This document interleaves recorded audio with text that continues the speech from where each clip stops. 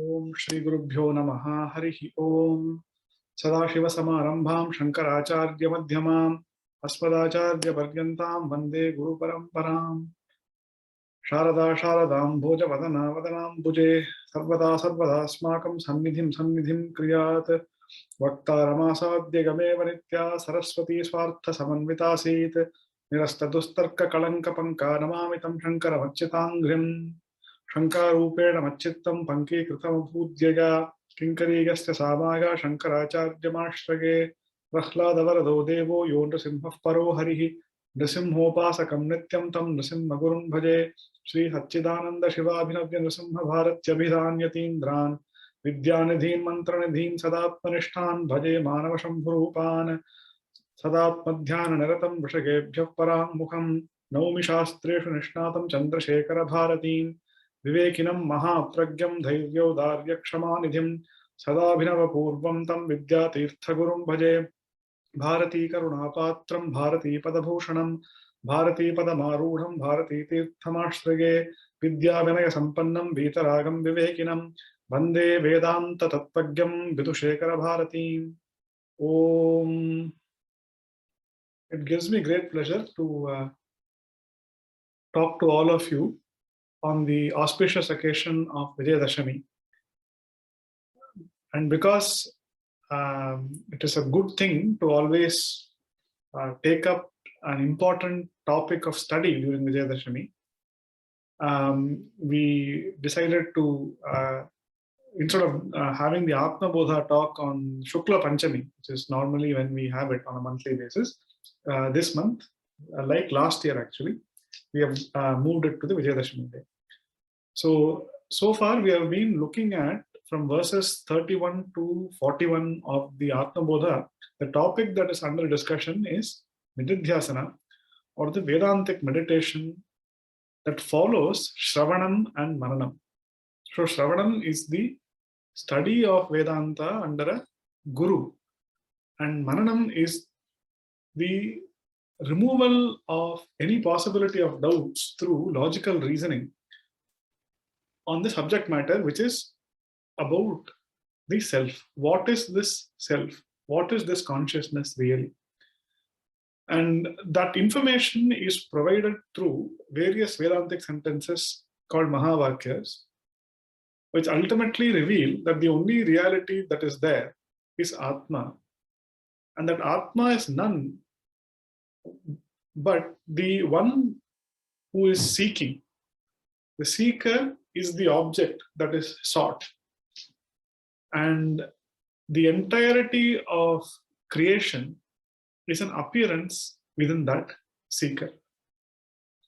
This is the fundamental message of Vedanta. Brahma Satyam. There is only one ultimate reality, which is Brahman.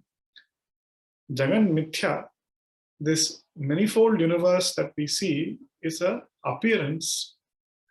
It is a visual manifestation. It is a name and form. There is no fundamental substance behind it. The original substance is that Brahman. And what is that Brahman? Jivo Brahmaiva Naparaha. It is the Jiva himself, his true Swarupa is Brahman. He doesn't have to look for Brahman outside of himself. If he understands who he is in reality, he would have understood Brahman. So, in the last class, we were looking at verse number 38. Viviktadesha asinaha virago vijitendriyaha bhavaye dekamatmanam tamananyadhihi. So, in this verse, Shankaracharya was talking about the Samadhi Rupa Nididhyasanam, which is the how there are different kinds of Nididhyasana. So, one can do Nididhyasanam throughout the day also, where one is contemplating upon the Atma as one goes about their daily life. But there is another kind of Nididhyasanam where one sits down, like in the 6th chapter of the Bhagavad Gita, where Bhagavan Sri Krishna tells Arjuna how to choose a place of meditation, what is the kind of asana that one has to sit in, what should one's posture be, how should you choose what is the object of that meditation. All of that Bhagavan Krishna tells. So similarly, Shankaracharya is telling us here, Vivikta Deshaha Asina. So one has to choose an appropriate place for meditation, one which is conducive to the noble thoughts flowing. So in front of a picture of a guru or in front of an Ishta Devata, sit in a place, choose a regular place for it, which is quiet, which is where one cannot get easily disturbed. Then viragaha, one dispassionately casting aside one's raga dvesha. Because this raga dvesha will constantly keep afflicting us. So the moment that we sit down for meditation, all the problems that happen during the day will keep, one will keep rethinking those problems. So casting aside that raga dvesha, vijitendriyaha, by controlling the sense organs, the shama and dhamma that we're talking about. Shama refers to control of the inner organ, dhamma refers to control of the bahyendriya, the external sense organs. Bhavayet, one must meditate upon what? Ekam atmanam. Meditate upon that one reality which is one's own self, and which is what? Anantam. It is without limitation. And ananyadhihi, without thinking of anything else, direct one's thoughts towards the true nature of oneself, towards that you are none other than consciousness. That is, you are not the physical body, you are not the mind, you are not the intellect. You are that which is present even when the physical body, the mind, and the intellect are all dissolved. Even in deep sleep, the I that is present in all three states, which remains even when one is not aware of the mind, one is not aware of the body. That I is the true Atma. And so focus on that Atma is what this with this particular verse is saying, which we had looked at in the last session. Now we will look at the next verse, verse number 39. Atmanyevakhilam drishyam pravilapya dhiya sudhihi bhavayedekamatmanam nirmala akashavatsada. So here, another very important concept Shankaracharya is reminding us. So all of this he has already said previously.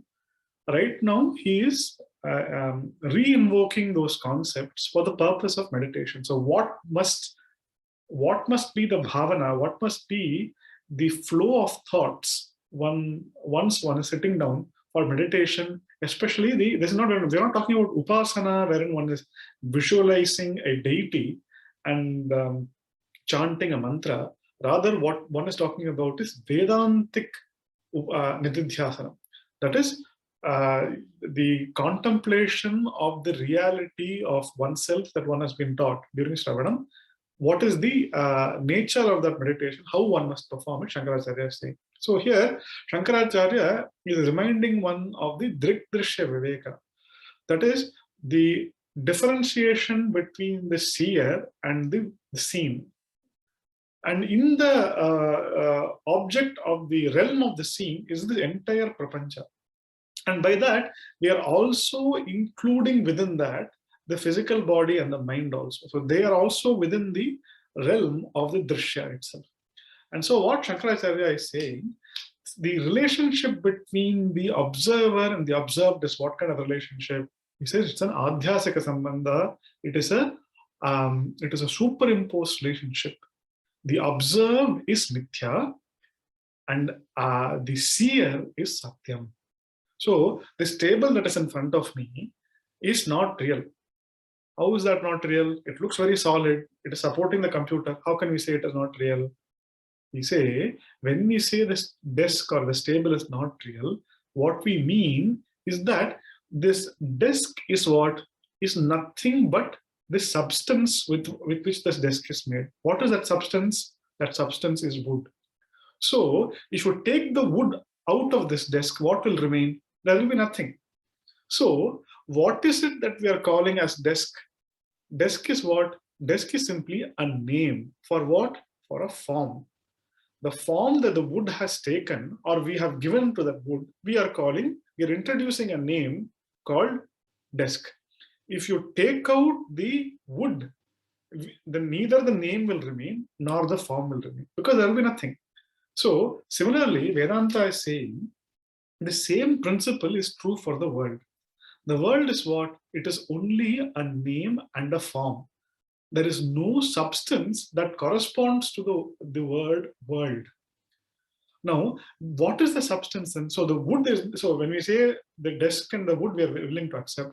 But when we say there is no substance called the world, it's still a very difficult concept to grasp. Now, for that, the Vedanta, as we had already seen previously, gives an example, just like in the dream.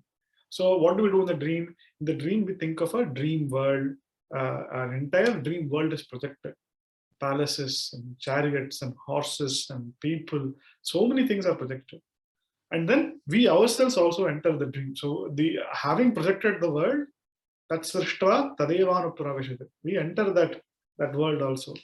And then, but what is that? All of that, everything in that dream is nothing but a mental projection of the dreamer.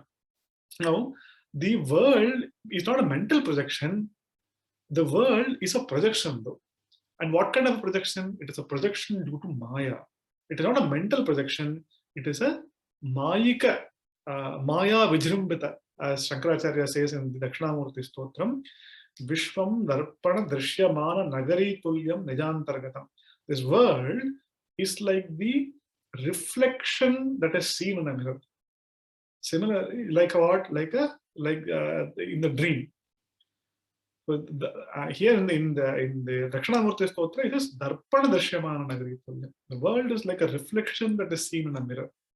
Similarly, in this verse, what Shankaracharya is saying, this entire Akhilam Drishyam, all of this entirety of that is what is seen, is what Atmani Pravilapya. So, and here he uses the word Sudhihi.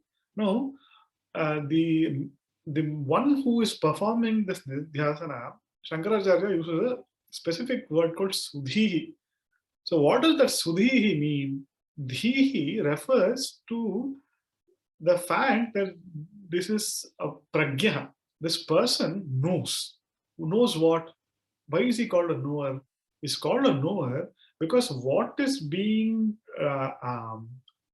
advocated here, what Shankaracharya is asking us to do, is he's not telling us something new that we don't know already. This is stuff that he has already taught us, that the Vedas have already taught us in the Shravanam portion. So during Shravanam and Maranam of the Jnana Yoga, this information has already been conveyed to us. So what we are doing in Nididhyasanam is simply invoking the knowledge that we already have.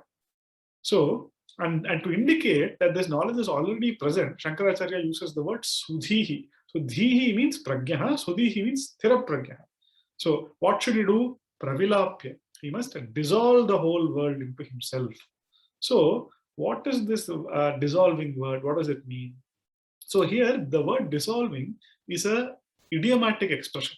It is an expression that is meant to convey that seeing the world as a name and form of oneself is the dissolution that has been talked about. So we are not talking about a dissolution of the world in the sense we should make it disappear. No, we are not saying that.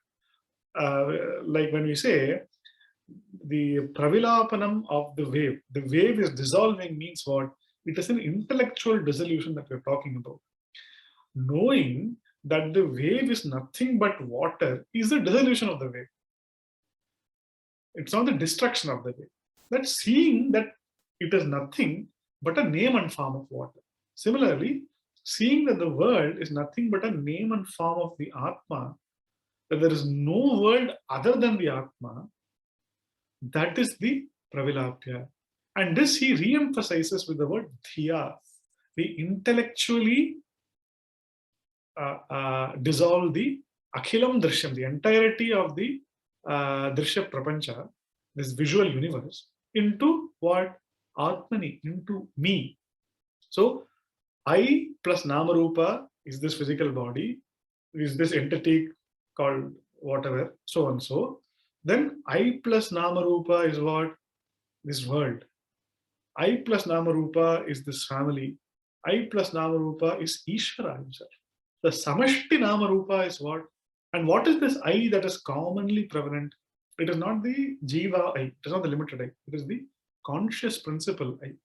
So that conscious principle that I am plus the Samashti Nama Rupa is this Sthula Prapancha, is this physical universe that we see. I plus Namarupa, which is the Samashti Karana Sharira, is Ishvara. And the I plus Maya is Ishvara. So this is what we mean. Now, so Shankaracharya, so he says, so what is the benefit of this meditation? Benefit of this meditation is if the entire universe is nothing but a name and form, there is no substantial part called the universe will lose its control over us. Now, a lot of the problems that we have is because we think that the universe is limiting us and the universe is causing problem for us. Shankaracharya says, no, this universe is not causing a problem for you. How can it cause a problem for you? Because this universe itself is an appearance within you, the consciousness. So that's what he says in the Adhyasa Bhashyam. That's why this is such an important concept that Shankaracharya, in starting with the Brahma Sutra, he starts off with the Adhyasa Bhashyam. Why is that? And he says there, Yatra Yatu Adhyasaha Tat Kritena Doshena Gunena Gunenava Anumatrinapi Sanasambhadyate. Says if something is a projection on something else. So the mirage water is a projection on what? On the sand. So in a hot day when you're traveling, or even if you're going on a road, it doesn't have to be a desert. If you're going on the hot road itself, in the distance that the road itself will appear as though there is like some water on it. But really speaking, there is no water. It's only a mirage. So just like the mirage water cannot wet the road, similarly, the problems that are created by this world, which is only a projection on me, can never affect me. So the big benefit of this is neither will the problems affect me, nor will the whatever the qualities of that projection also affect me. Tattena doshena gunena api.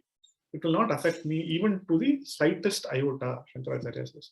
So he says, hence pravilapya akhilam drishyam, having dissolved the entire universe atmani into the self, dhiya, through proper understanding gathered during Shravanam and Maranam.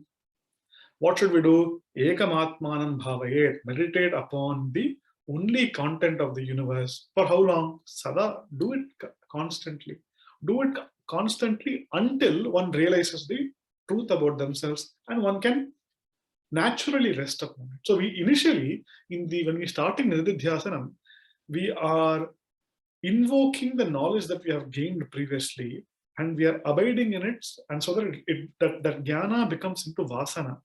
That vasana then ultimately fructifies into anubhava. So what we are talking about here is not, there's not new experience we are not talking about, but something which we were invoking during the Nididhyasanam phase, after a period of practicing in this manner, becomes a natural state for us. So, and how do we judge that? Only we can judge that. Nobody can tell us.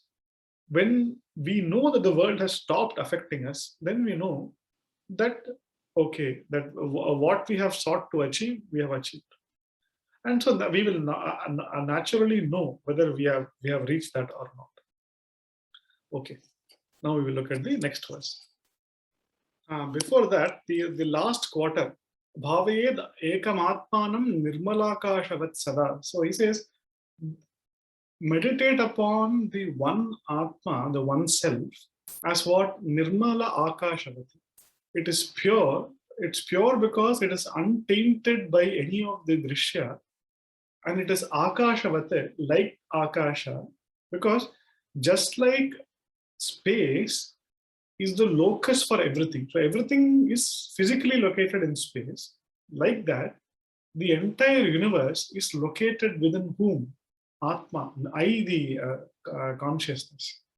Just like the physical world is physically located in space. The entire universe is located within, or is a projection within Atma. That's the intent that's been conveyed in this verse. So we will look at the next verse now. Verse number 40. Rupavarnadikam sarvam vihaya paramarthavit paripurnam chidananda swarupenavatisthate paramarthavit. So the knower of paramartha. Vit means the knower. Paramartha is what? Parama is ultimate. Artha means substance. The ultimate substance, which is this Chaitanya Atma, the knower of the Chaitanya Atma, what should you do? Rupavarnadikam sarvam vihaya. By discarding all of the individuality that one has mistakenly superimposed upon oneself. By taking the anatma, deha mana, the body and the mind, deha mano buddhi, ahankara chittani naham, Shankaracharya says in the Nirvana Shatkam. Mano buddhi ahankara chittani naham, nacha shrotra jihve, nacha grana netre, nacha vyoma bhumirna tejona vayuhu, chidananda rupa shivoham, shivoham. He has said in the Nirvana Shatkam. The same idea he is saying here. Rupavarnadikam sarvam vihaya. So discard all the attributes of the body and mind.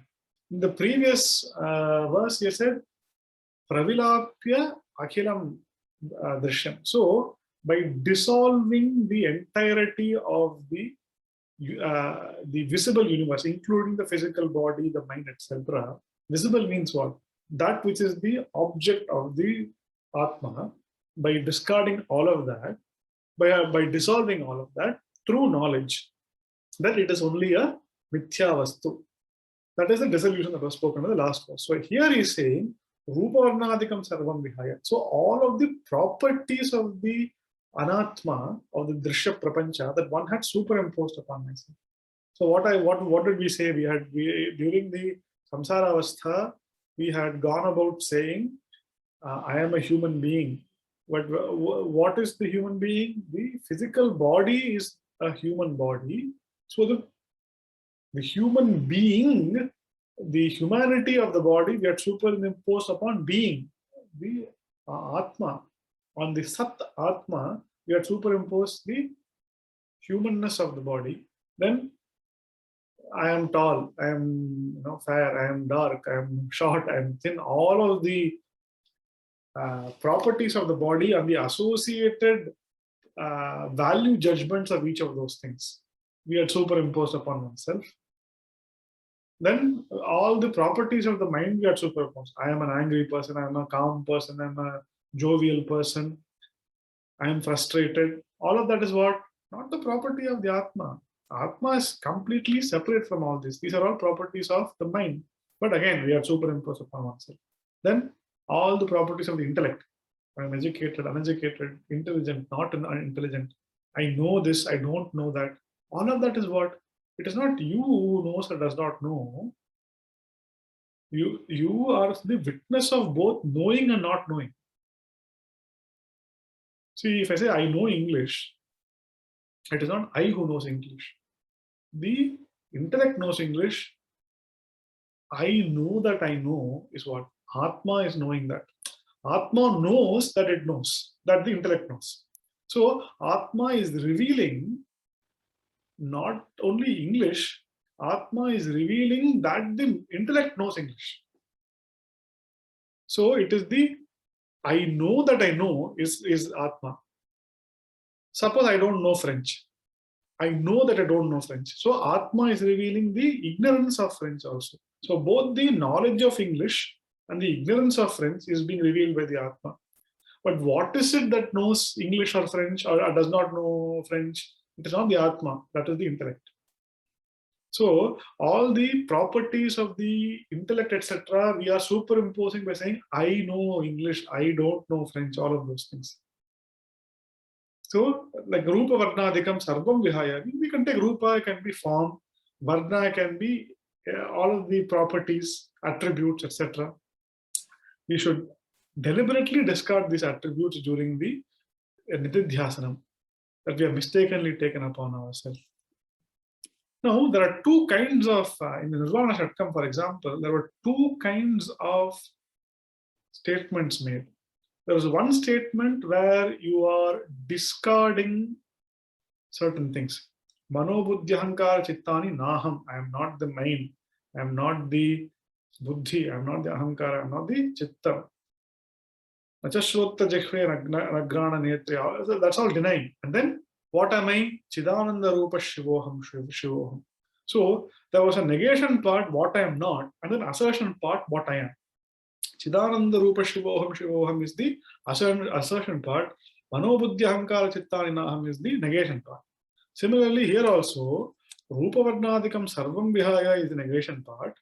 And then paripurnam chidananda rupa swarupena is the assertion part. So paripurnam, I am complete. I have no inadequacy whatsoever, no matter what one says. So people may say this guy is like whatever, has a problem, or he is very good. Whatever the positive or negative, has make no difference to me. That is simply just somebody's perception. Whatever anyone says, that truth about me, that I am complete, cannot be denied by anybody. Even if they deny it verbally, even if they deny it thinking, they are only mistaken because they don't know what the real I am. So what is my true nature? My true nature is Chidrupa. I am the nature of consciousness that reveals everything. I am not something, an object of revelation. I am the one that reveals all. I am Ananda Rupa. I am of the nature of bliss. So the more that one keeps meditating that I am Ananda Rupa, the less the troubles of the world will afflict. So Shankaracharya is talking about the nididhyasana techniques or the things that one can think about during nididhyasana. Now we look at next verse. Gyatra jnana jnaya bhedaha parena atmani vidyate chidanandaika rupatva deepyate swayameva tat. No, a very important verse. So this is the last of the nididhyasana verses. So verses 31 to 41 was about nididhyasana topic. So this is the last of the nididhyasana verse. So Shankaracharya is making a very important distinction between nididhyasana and upasana. So what is the difference between upasana or meditation and nididhyasana, just Vedantic meditation? What is the difference? He says, in upasana, there are always three factors, something known as triputi. So there are three divisions. It is the dhyata. So there is one upasaka, the meditator, a person who is meditating. Then there is an upasya, the dhyaya, the object of meditation, which will be some deity. So it can be a Devi or Shiva or Vishnu, anybody. It can be any deity. Then there is the mind, which is the instrument of meditation, the dhyana, the instrument with which I visualize the deity. So there is a triputi bheda. There is a difference of there's a difference between the upasaka, the upasya, and the mind, which is the instrument. Now in nididhyasana, Shankaracharya says that gyatra jnana jnaya bheda is not there. Why is that? Because what is the nature of the jnata? Who is the knower? The knower is Chaitanyam. What is the thing that is known? The thing that is known is also Chaitanyam. It is Atma. Then what is the jnanam? No, here in the case of upasana, one needs to have a mental thought which objectifies the upasya, which objectifies the deity. No, in the case of Vedantic nididhyasana, there is no objectification of the Atma is not happening. We are not using a thought to know the Atma. Why? Because as we had said, the thought cannot reveal the Atma. On the other hand, the Atma reveals the thought. See, the same thing we had said, no? I know English. When I say that, how do I know that I know? Me knowing something is a thought. Knowledge is a thought, correct? How do I know I have the knowledge? There must be something that reveals it. The one that reveals it is the Atma, is the I. So Atma is the revealer of thought. Thought is not the revealer of Atma. So therefore, the Atma is self-evident. It does not require anything else apart from itself for its revelation. It is automatically self-evident. There is nothing else required to make it self-evident. Therefore, there is no differentiation between the Jnatri Jnana Jnana Swarupa. Because the Jnana, the Swarupa of Atma itself is Jnana, is knowing. And that's what he says, Jnatri Jnana Jnaya Bhedaha Pare Atmani Na Vidyate. So he says, the verse says Pare Atmani Vidyate, meaning is Pare Atmani Na Vidyate. In the Supreme Self, that differentiation is not there. In the Kena Upanishad, what did it say? Nedam yadidam upasate. So, if you think of the Atma as something as idam, that is not na idam. Whatever you think of as this is not that, is not the Atma. Then what is the Atma? Atma is the one that you can never say, point to and say this, because it is the one that is the pointer. The one pointing is the one, is the Atma itself. So it can never be pointed to or objectified and said. Just like the eye can see everything, but the eye cannot see itself. Similarly, you can use the thought to know everything, but you cannot use the thought to know itself. You need the Atma to know the thought. The thought cannot reveal the Atma reveals the thought. So that's what it says, Jnatri Jnana Jnaya Bhedaha Pare Atmani Na Vidyate. Because why? Chidananda Ekarupatvat. Because all three are of the nature of Chit, Chaitanyam, consciousness, and Ananda. They are the one Chidananda, and therefore there is no differentiation at all between them. It is what is it? What is the Atma? Swayameva Deepyate. It is self-effulgent. We do not need a thought to illuminate the consciousness. Now, a doubt may happen. If Atma is self-evident and no thought is needed to illumine the Atma, what is the purpose of Vedantic meditation? We have said, you think about these thoughts, Nityoham, Chidanandoham, Shivoham, all of these meditation verses have been 31 to 41 verses have been given. Correct? So what is the purpose of these 10 verses about Nididhyasanam? If thoughts can never reveal the Atma, then why say you think about these things? What is the purpose out there? If we ask, the answer given is, the thoughts are mentioned here in Nididhyasanam not to objectify the Atma. Rather, they are entertained to negate the Anatma. So that is why we say Manobuddhi Ahankara Chittani Naham Na Iti Neti. We keep saying it. But the Upanishad says Neti. It is only known through Neti means what? You do not know, you don't need to, these thoughts about negating these things, etc., are not to know the Atma. They are to negate what is not the Atma. It is to negate the Anatma. That is why it says, I am not the body, I am not the mind, I am not the Ahankara. Okay, so those are all the negative thoughts. But what about the positive thoughts? What about Aham Brahmasmi? Even the Aham Brahmasmi Mahavakya is not a thought for the purpose of objectifying the Atma. Rather, it is to negate the limitation that one has. Whatever, see, when we think we are some finite entity that is located in one place, that is not at all true. What Aham Brahmasmi is saying is that the Aham is not this entity that knows Brahma. Rather, everything in the universe is located within the Aham. And that's why I say Aham Brahmasmi iti tat sarvam abhavat. It became all. It does not become all. It is all. What was preventing the knowledge that I am all is Ajnana, and the Aham Brahmasmi knowledge negates that limitation. That ignorance of this, of the true nature of oneself was causing oneself to think that they are finite and that there's something else called the world. And Aham Brahmasmi, what it does is doesn't objectify the Atma. It doesn't say Atma is like this. It doesn't say. Rather, it negates what is Abrahma. So, just like, for example, just to give an example, like there was a sculptor, and they asked, how did you make this beautiful sculpture of a horse? What did you do? He said, no, it's very simple. I did not make a sculpture of a horse at all. Then how? I mean, such a beautiful horse, how did you make the sculpture? He says, I took a big piece of rock and whatever was not the horse, I removed from it. And so whatever remains is what is the horse.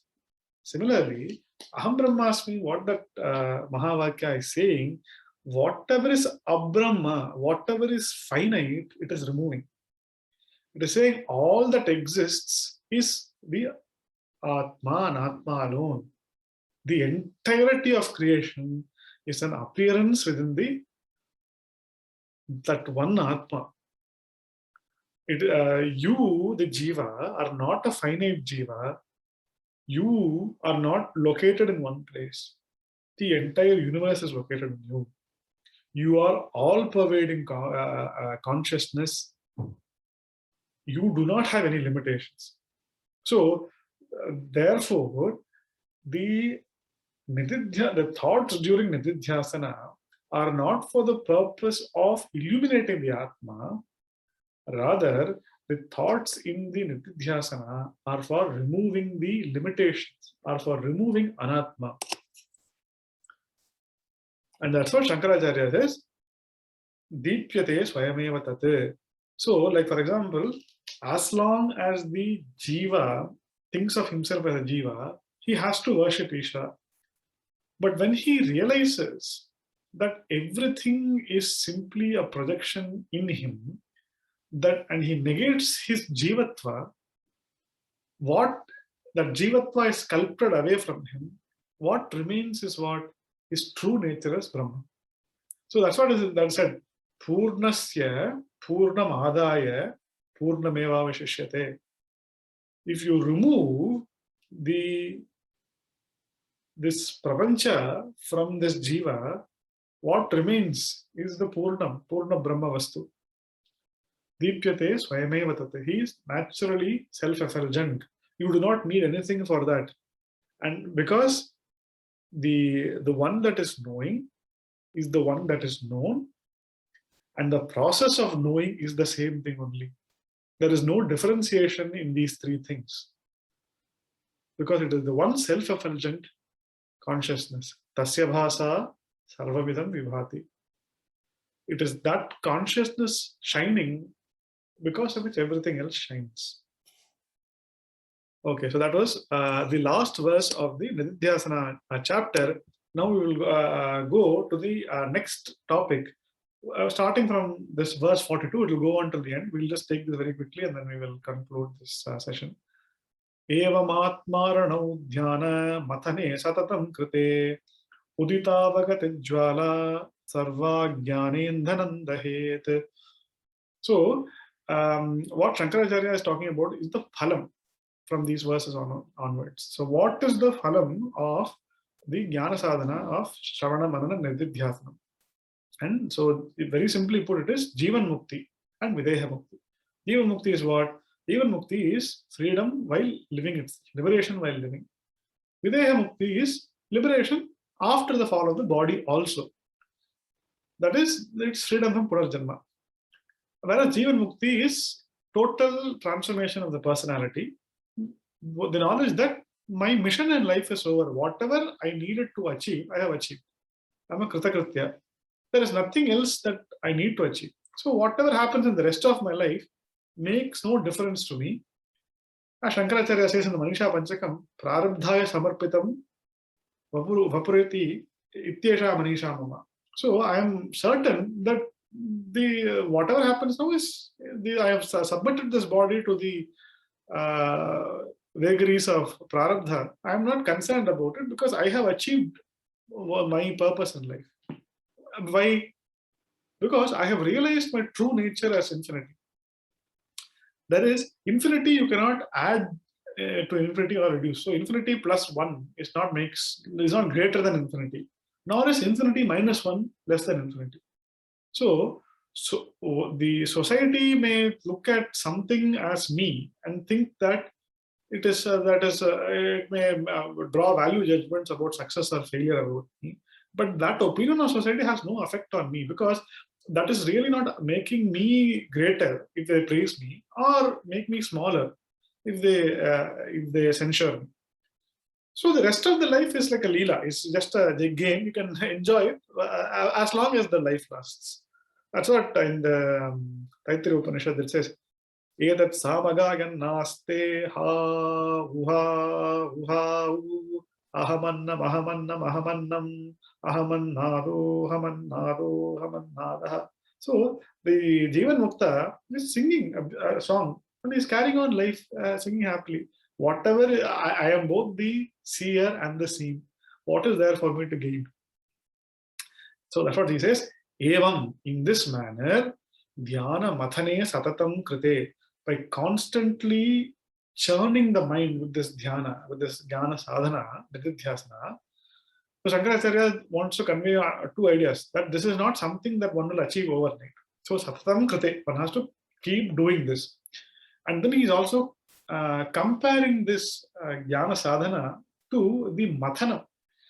And so in the yajna, the way that they create the yajna, the fire in the agni, is not by match. They don't use a match for it. They use an arani. An arani is like a wooden block with a little hole in it, and then there's a pole. So the pole is called the uttararani, and the wooden block is called the adhoarani. And so what they do is they put the pole into that block with the hole, inside the hole, and then they tie a rope around that uttararani, around the pole, and they churn it. And that churning process, they keep doing it very quickly. That friction generates the fire, and that fire is used for they say lots of mantras, etc. And that sanctified fire is used for the yajna.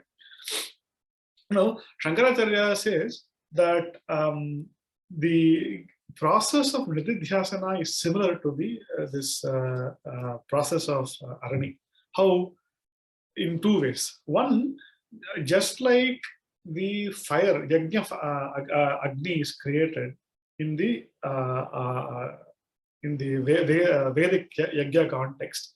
In the Vedantic context, jnana agni is created. That is the knowledge that is compared to a fire. Why is it compared to a fire? Now, in the Vedic fire, we offer oblations.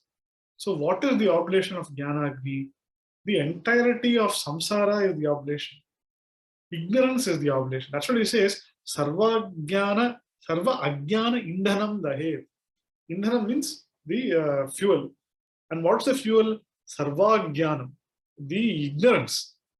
Ignorance and all its products, being this mithya prapancha. The entirety of the mithya prapancha and ajnana, which is its mula karana, are all burnt up by this jnana agni. So that is one comparison. The agni comparison. Bhutagni, yajna-agni in the case of the arani manthanam, and in the case of the jnana manthanam, it is jnana agni. Second thing is, there are two aranis, the uttararani and the adhoarani, in the case of the yajna. So here, the adhoarani, the locus, the wooden block equivalent, in the case of Vedanta, is what is the student with a very stable, calm mind. And into that stable, calm mind, the uttararani is placed. What is uttararani? The uttararani is the Mahavakya. The Mahavakya is placed by the Guru, and then he churns that.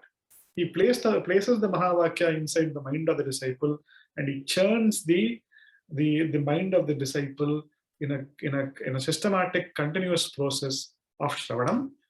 Then the disciple continues that process during Maranam, and then he grows that fire into a flame during the Nididhyasana.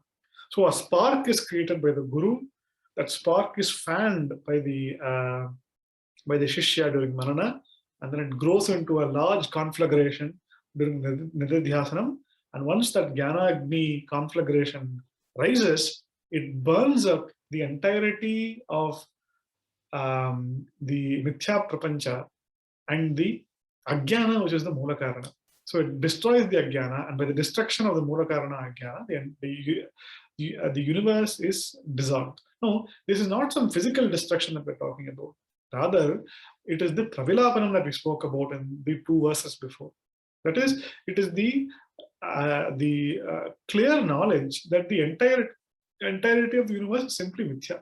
So he just completely forgets about the world because he knows it's just an appearance. So the person who knows that the desk is wood also uses the wood desk to write on. But he knows that there is no object called wood. There's no object called desk. It's only the wood. Similarly, the Jnani knows that the world that is appears is only an appearance. There's no substantiality to it. He is the substance behind the world. He knows that. And therefore, the world has lost its charm for him. The world has lost its place as a source of fear also for him. So he has nothing to do. He just transacts in the world for the purpose of a transactional reality, but there is no, it does not bother him anymore. So that's what he's saying. Evam atma aranau dhyana mathane satatam krite. Now, you in the here the word atma refers to the mind. The atma the arani, which is the atma, through the process of mathana, the churning, which is the dhyana. Here dhyana means nididhyasana. Doing that satatam over a period of time, what happens? Udita avagati jwala, the fire of avagati, aparoksha jnanam, the direct knowledge of aham brahmasmi, and the rise of that knowledge, sarva ajnana indhanam dahet, the entirety of ignorance and its product is burnt away, and that is the cessation of samsara. It gives, as I said, it gives me a tremendous amount of pleasure that in this auspicious occasion of Vijayadashami, which is essentially about the overcoming of evil. And what is the true source of evil? If we see, it is ignorance. Ajnana is that ignorance. That's why Shankaracharya in his Brahmasutra Bhashya, in the end of the Adhyasa Bhashya, he says, Asya anartha heto prahanaya atmaika vidya pratipattage sarve vedantaha arabhyante. What is this anartha hetu? What is this cause of anartha? If you see, it is ajnana. And the purpose of Vedanta is asya anartha hetu prahanaya. It is to destroy without a trace this prakarshena hanaya. That's what prahanaya is saying. That is what is the prakarshena hanaya means? Destroy the anartha, which is this mithya prapancha, but prakarshena, that is along with its mula karana, ignorance. So you destroy the ignorance, then the projection that is the result of ignorance will also not happen. Once you know that the rope is the rope, next time that you will not see it as a snake. But suppose you suppose you don't have the knowledge that it is a rope, there is every chance that the next time you come there, you'll again again see it as a snake. So the reason why the destruction of ignorance is so important is because that means that is the final cessation of samsara. After that, there is no samsara for that jnani. And that is the ultimate cause. That ignorance is the ultimate cause of all anartha, all evil. And therefore, in this auspicious occasion of Vijayadashami, to talk about the anartha hetu prahanaya, to talk about the destruction of that ultimate evil through the Jnana Agni, is a wonderful opportunity. And I thank the organizers for providing that opportunity to me. Sri Gurubhyo Namaha, Harihi Om, Purnamadah Purnamidam Purnat Purnamudachyate, Purnasya Purnamadaya Purnameva Vashishyate. Om Shanti Shanti Shanti.